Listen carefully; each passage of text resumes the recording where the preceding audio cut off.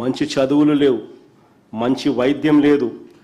వ్యవసాయం అనేది రైతులకు ఈరోజు గుదిబండగా మార్చినాడు చంద్రబాబు నాయుడు. ఏ పంటకు గిట్టుబాటు ధరలు రాని పరిస్థితి. ఇలాంటి పరిస్థితుల్లో చంద్రబాబు నాయుడు గారు ఇస్తానన్న నిరుద్యోగ భృతి ఇవ్వడు, అమలు చేస్తానన్న సూపర్ 6 సూపర్ 7 అమలు చేయడు. పైగా మా ప్రభుత్వంలో ఉన్న పథకాలన్నీ రద్దు చేసినాడు. ప్రజల జీవన ప్రమాణాలను కనీసం పెంచకుండా, పట్టించుకోకుండా, మహిళలకు తానిచ్చిన హామీలు అమలుకు దిక్కులేని పరిస్థితిలో ఈరోజు రాష్ట్రం ఉంటే చంద్రబాబు నాయుడు ఏమంటాడు? ఎడాపెడా ఒక్కొక్కరు 3, 4 పిల్లలను కనండి అని అంటాడు.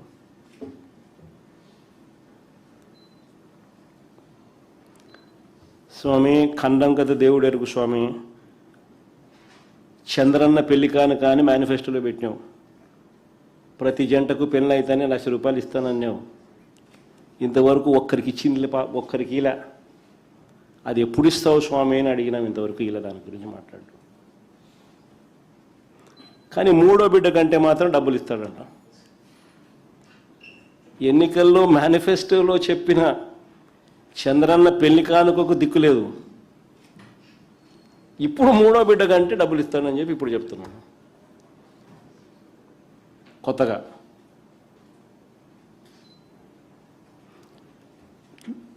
సార్, చంద్రబాబు నాయుడు గారు అనే వ్యక్తి నిజంగా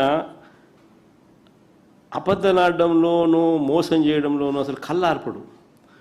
అసలు ఇలాంటి వ్యక్తి చాలా అరుదుగా పుడతారు కొంతమంది. అంటే ఈయనకు కరెక్ట్గా పుట్టినోడు మళ్ళీ లోకేష్ కూడా అట్టే ఉన్నాడు అనుకో, అది వేరే విషయం. బట్ చాలా అంటే వీళ్ళు ఇది చాలా అన్యాయస్తులు. వీళ్ళు ఇంత అన్యాయంగా ఎవరు పుట్టరు. నిజంగా గొప్ప సంగతి వీళ్ళ కథ. మహిళల జోలికి వస్తే ఈ మనుషులు ఏమంటాడు? మాటలు మాత్రం. మహిళల జోలికి వస్తే తాట తీస్తానంటాడు. ఈ మధ్యకాలంలో ఆయన స్టేట్మెంట్లు. మహిళల జోలికి వస్తే అదే ఆఖరి రోజు అవుతుందని చంద్రబాబు నాయుడు గారు డైలాగుల మీద డైలాగులు ఈ మధ్యకాలంలో మనం అంతా చూసే ఉంటాం. ఇది సినిమా డైలాగులు కాదు, ఆయన చంద్రబాబు డైలాగులు. ఈయన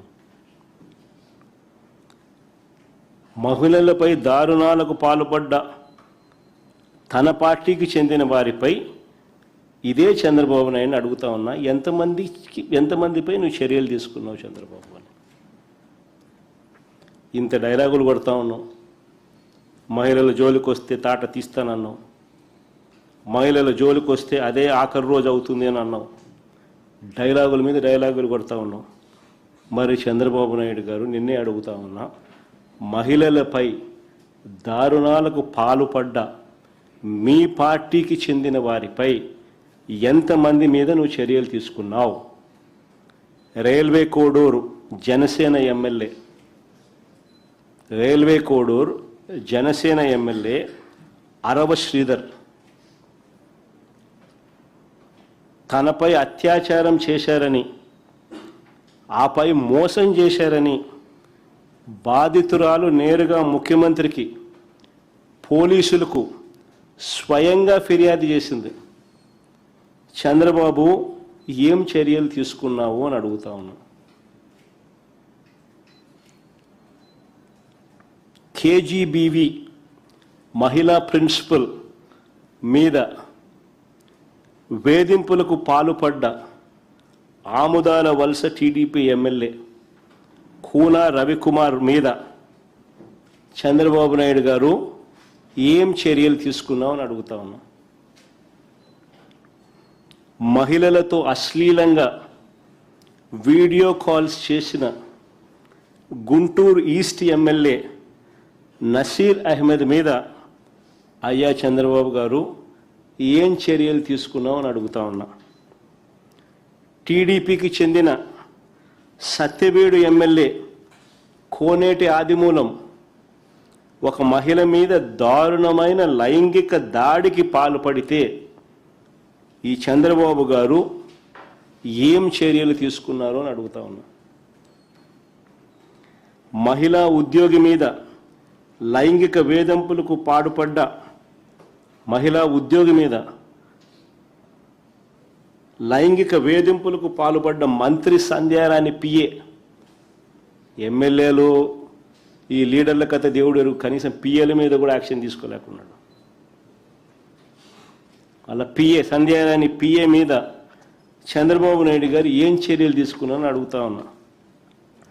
పైగా బాధితురాల మీద కూడా తప్పుడు కేసు, ఉల్టా కేసు పెట్టినారు బాధితురాల మీదనే. అంతెందుకు ప్రస్తుత టీడీపీ చైర్మన్, ప్రస్తుత టీటీడీ చైర్మన్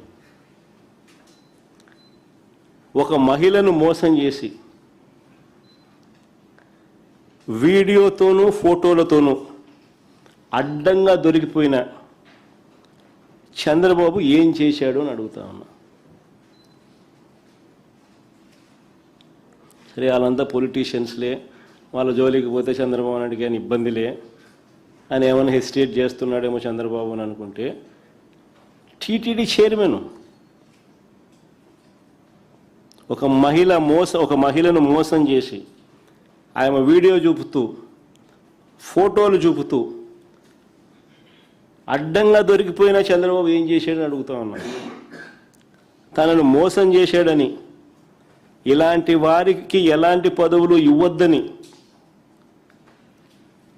విచారణ చేసి తగు చర్యలు తీసుకోవాలని ఈ బాధితురాలు చంద్రబాబు నాయుడు గారికి గతంలోనే లేఖ రాసిందట. ఆ లేఖ కాపీ కూడా ఈ మధ్యకాలంలో బయటకు వచ్చింది. లేఖ రాయడమే కాకుండా దాని అక్నాలెడ్జ్మెంట్ కూడా మళ్ళా అక్నాలెడ్జ్మెంట్తో సహా లేఖ బయటకు వచ్చింది. అలాంటి చోట చంద్రబాబు నాయుడు గారు ఎంక్వైరీ చేసింది లేదు. ఇలాంటి వ్యక్తులకు ఉన్నత పదవులు ఇవ్వకూడదు అని ఆయన అడిగితే ఏకంగా టీటీడీ చైర్మన్ పదవి ఇచ్చినాడు.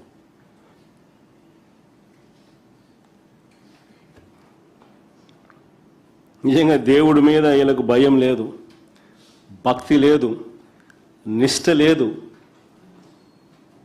నిజంగా ఇలాంటివి ఏవైనా ఉంటే ఇలాంటి తప్పులు చేయరు. స్పెషలీ దేవుని ఆలయంలో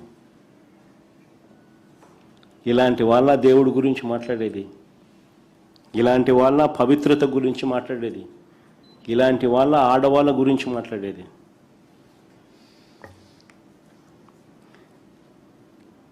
చివరికి